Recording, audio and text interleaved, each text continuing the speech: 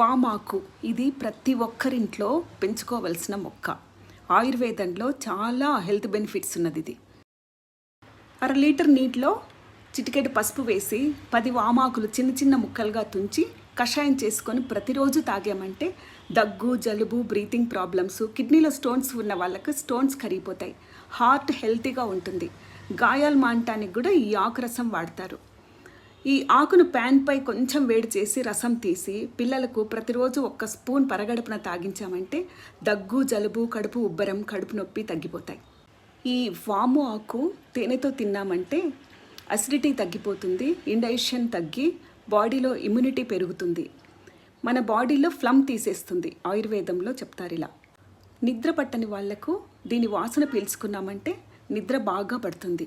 దీన్ని కూరల్లో కరివేపాకులా వాడామంటే కూరలు చాలా రుచిగా ఉంటాయి, హెల్తీ కూడా.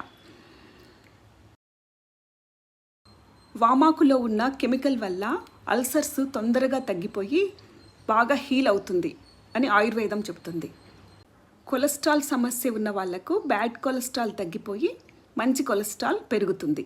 అంటే ఎల్డిఎల్ తగ్గుతుంది, హెచ్డిఎల్ పెరుగుతుంది అన్నట్టు. ఇది యాంటీ బ్యాక్టీరియల్, యాంటీ వైరల్. ఈ వామాకుతో, తమలపాకుతో బజ్జీలు చాలా రుచిగా ఉంటాయి. పచ్చడి చేసుకున్నా కూడా చాలా చాలా బాగుంటుంది.